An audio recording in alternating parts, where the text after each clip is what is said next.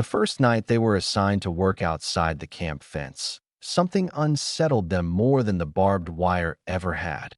Because as they walked past a row of quiet wooden houses under the dim glow of porch lights, they noticed that several doors stood closed but not secured, and a few windows were slightly open to the warm evening air, as if no one feared what might enter from the darkness. And the realization that ordinary American families could sleep peacefully without locking themselves behind heavy bolts and iron latches left the German prisoners exchanging silent glances, wondering whether this was confidence, carelessness, or a kind of freedom they had never truly understood.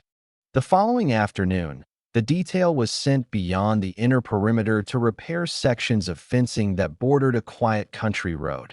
And although an American guard accompanied them at a distance, the men quickly noticed that the nearby farmhouses appeared unguarded and calm, with curtains shifting gently in the breeze and bicycles resting against porches without chains or locks. The prisoners worked slowly at first, their attention divided between the task and the unfamiliar sight of civilian life unfolding so openly around them.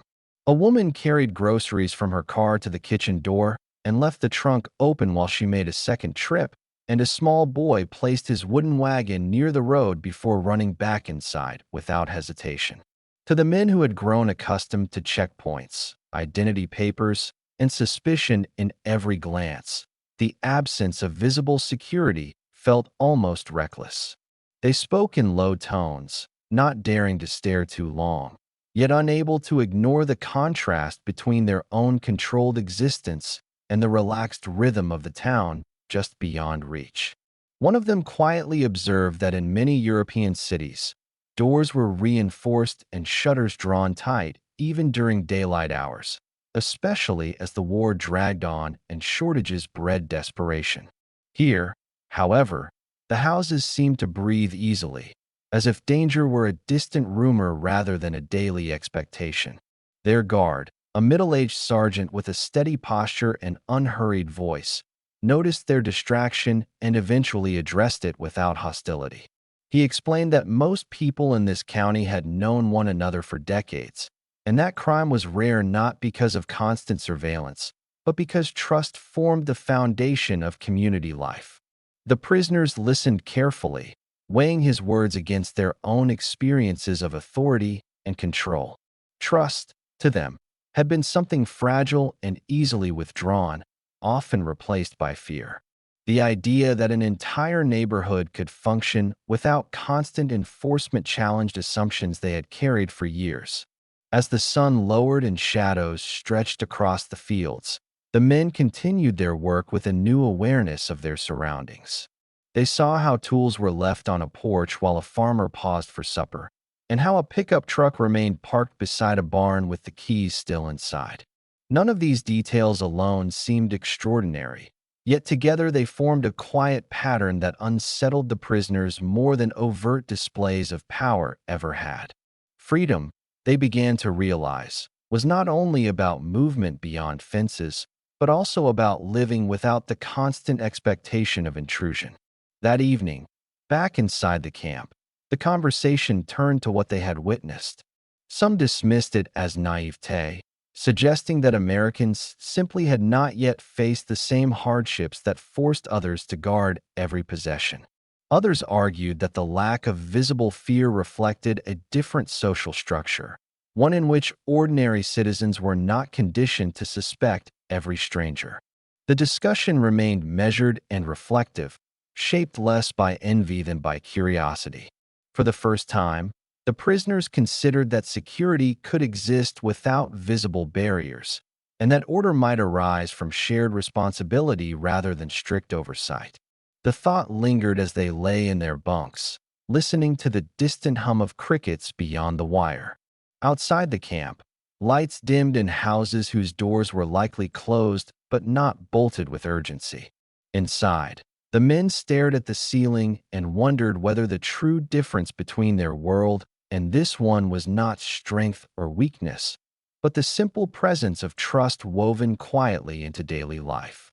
The next morning, The same work detail was assigned to a nearby dairy farm where repairs were needed on a storage shed damaged by recent winds. And as they approached the property, the prisoners noticed that no guard tower overlooked the fields and no armed presence stood watch at the gate. The farmer greeted the escorting sergeant with a brief handshake before nodding toward the men, not with suspicion, but with the practical focus of someone concerned about getting the day's work completed before the afternoon heat settled over the valley. The prisoners exchanged cautious glances, uncertain whether this apparent normalcy concealed a hidden precaution or whether it truly reflected the confidence they had observed the day before. Inside the barn, tools hung openly on wooden beams, and shelves held spare parts that could easily be concealed or removed, yet no effort had been made to lock them away. The farmer explained the task clearly and then stepped back, trusting the guard to supervise while he attended to his livestock. What unsettled the prisoners most was not the physical freedom of the wide-open space, but the subtle absence of tension in the farmer's voice. He spoke as if the men before him were laborers temporarily assigned to a job rather than captives defined solely by their status. As they worked, they observed how neighbors arrived to deliver feed and departed without counting equipment or checking inventories. A young woman left her bicycle leaning against the fence while she carried milk cans inside, and no one hurried to secure it. The prisoners, accustomed to environments where shortages created competition and fear, found themselves quietly analyzing each detail.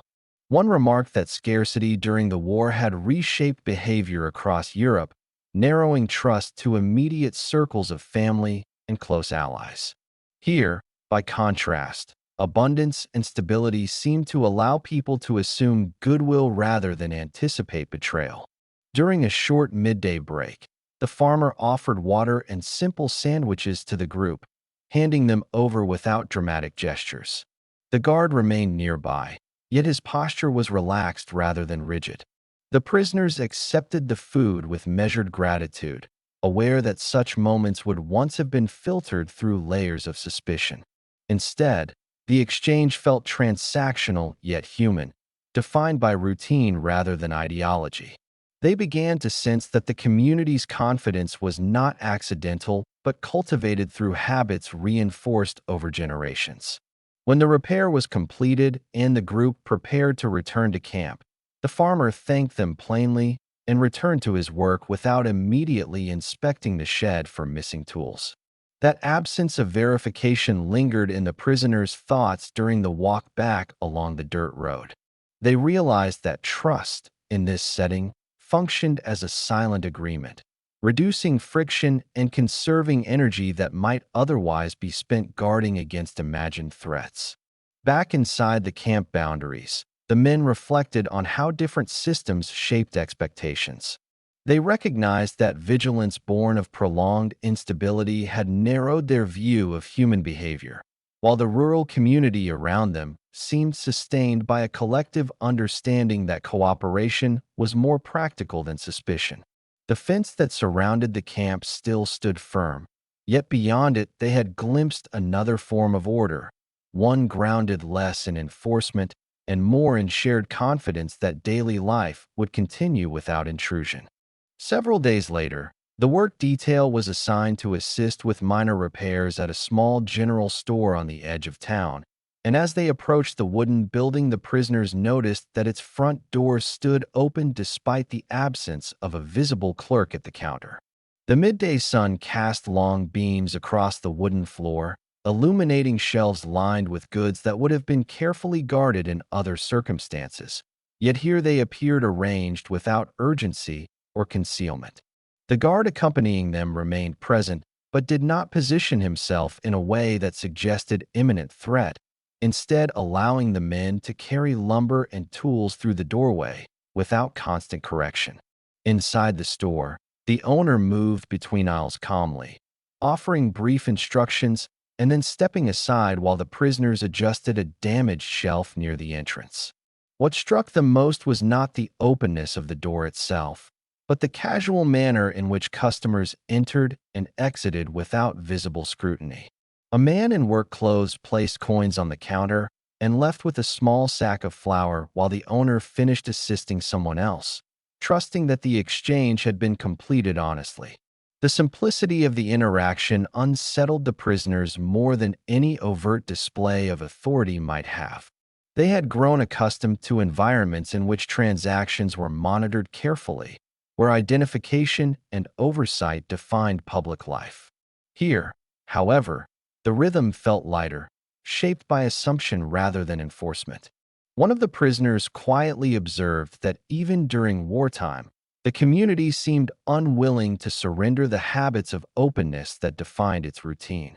That continuity suggested resilience not rooted in fear, but in collective expectation. As they worked near the entrance, the men became aware that they were not being watched with hostility.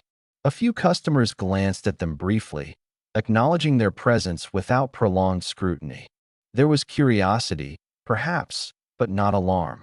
The prisoners felt the weight of that reaction, recognizing how deeply suspicion had shaped their own experiences elsewhere. The absence of visible anxiety altered their posture, encouraging steadier movements and quieter concentration on the task. When the shelf was secured and the tools gathered, the store owner thanked them without inspecting the surrounding merchandise or counting items. He simply resumed arranging goods near the counter, trusting that nothing had been disturbed beyond what was necessary for the repair. The escorting guard nodded once and guided the group back outside into the bright afternoon. On the walk back toward the camp, the prisoners spoke in low tones about what they had witnessed. The open doorway of the store lingered in their thoughts as a symbol of something broader than architecture. It represented a social confidence that did not require constant reinforcement. They began to consider how such openness might shape daily behavior, reducing the energy spent guarding against threat and allowing attention to focus on work, family, and routine. Back within the fence line, the wooden gates closed behind them with familiar firmness. Yet the image of the unattended doorway remained vivid. The contrast between secured boundaries and unguarded thresholds sharpened their awareness of different forms of order. One relied on visible barriers. The other seemed to rest on shared understanding. As evening settled over the camp, the men lay in their bunks reflecting on that difference, recognizing that what unsettled them most was not the unlocked door itself, but the quiet trust that allowed it to remain that way.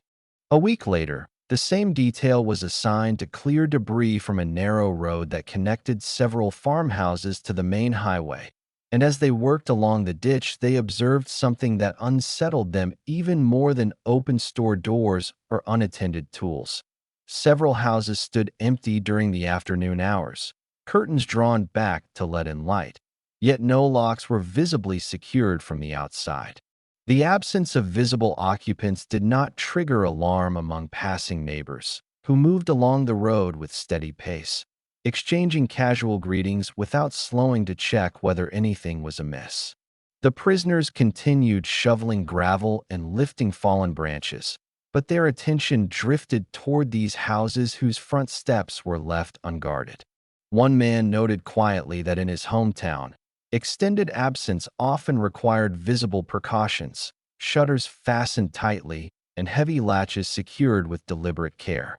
Here, by contrast, the homes appeared to rest comfortably in daylight, as if the concept of intrusion remained distant from daily expectation. Their escorting guard, sensing their curiosity, remarked that most residents left doors unlocked during daylight hours, particularly in rural areas where neighbors recognized one another's routines. He explained this without pride or defensiveness, as though it were simply part of the local fabric. The prisoners absorbed his words in silence, measuring them against years of conditioned caution. As they resumed their work, a delivery truck stopped briefly near one of the houses and deposited a crate on the porch without waiting for a signature or acknowledgement. The driver glanced toward the open window, then returned to his seat and continued down the road. The crate remained untouched, exposed to view yet undisturbed. That image lingered in the minds of the prisoners more strongly than the unlocked door itself. It suggested a social contract operating quietly beyond their reach. One of the men reflected that trust, when practiced consistently, reduces the need for visible enforcement. Enforcement, he realized, consumes energy and attention. In places where trust functions as default rather than exception, daily life appears lighter, less burdened by vigilance. The observation did not erase their confinement, but it reshaped how they interpreted what lay beyond the fence. As the afternoon light shifted and shadows lengthened across the fields, the prisoners finished clearing the roadside and gathered their tools. The houses along the road remained undisturbed, doors still closed but not fortified, windows open to the breeze. No sudden alarm disrupted the calm. Walking back toward the camp boundary, the men carried with them not envy, but contemplation. They had glimpsed a pattern repeated across several days: tools left in barns, stored doors standing open, deliveries placed on porches, homes resting without visible locks. None of these details alone seemed extraordinary, yet together they formed a consistent picture. When the camp gate closed behind them that evening, its heavy mechanism sounded more pronounced than usual. The contrast between reinforced perimeter and unguarded thresholds sharpened their awareness of differing assumptions about security. Inside the barracks, conversation turned again to what they had observed, not with heated debate, but with thoughtful analysis. They recognized that what unsettled them most was not the possibility of theft or danger, but the realization that an entire community could operate without constant suspicion. That realization introduced a subtle shift in perspective. Security, they began to understand, could arise not only from barriers, but from shared expectation that those barriers were rarely needed.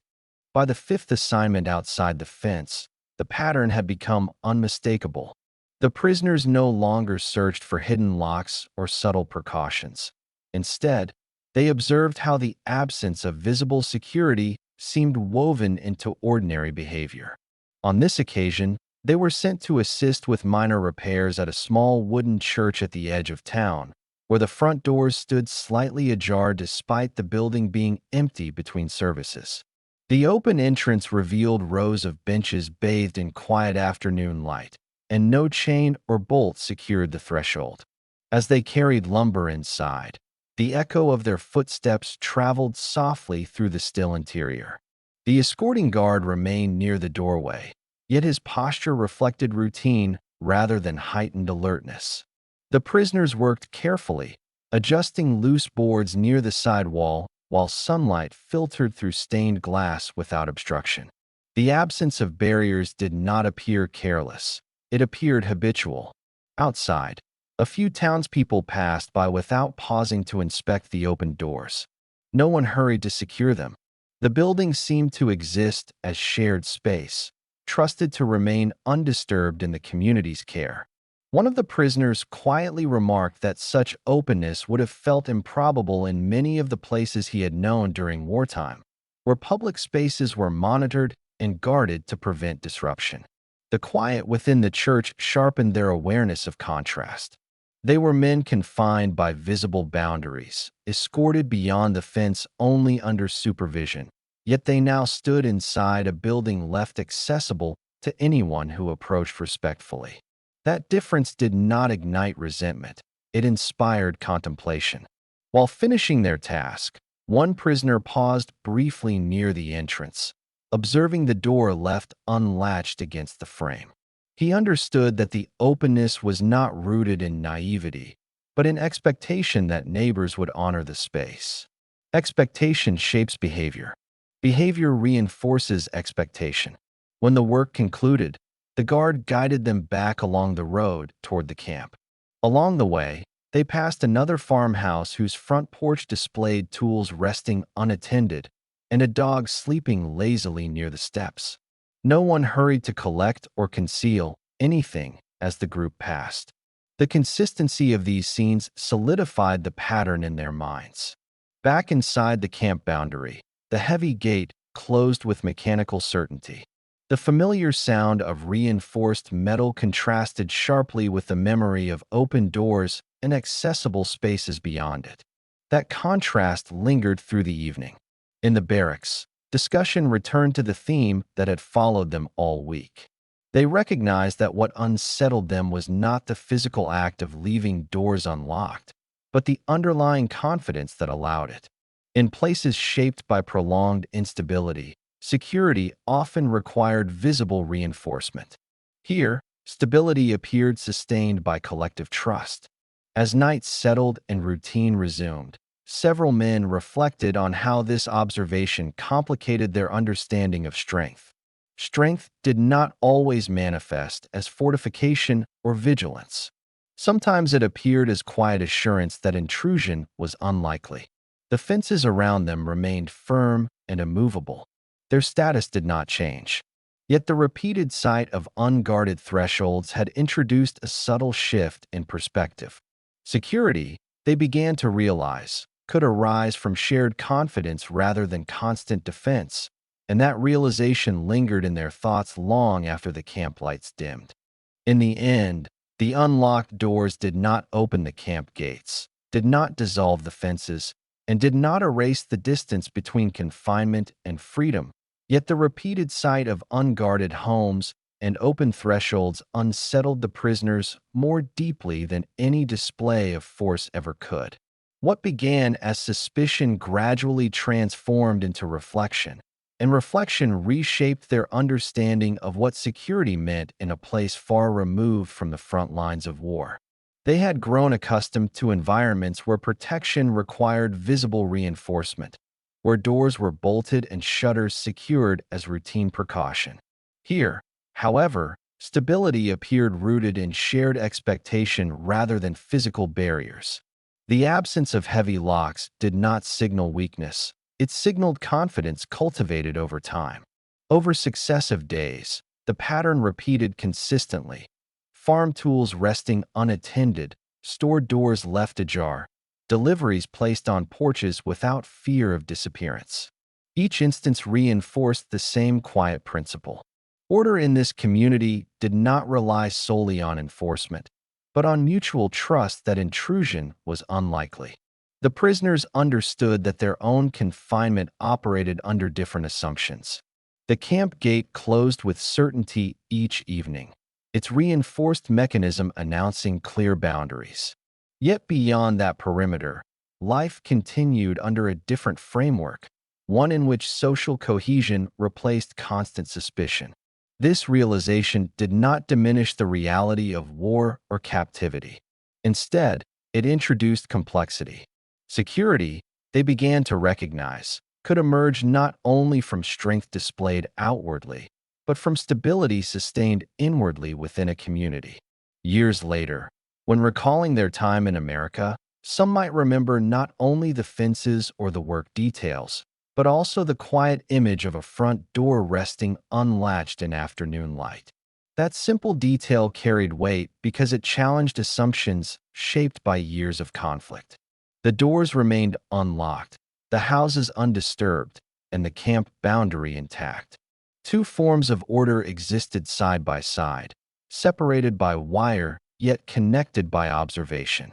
And in witnessing that contrast, the prisoners encountered an unexpected lesson about trust, stability, and the subtle ways in which a society reveals its confidence through the simplest of daily habits. Thank you for spending this time here.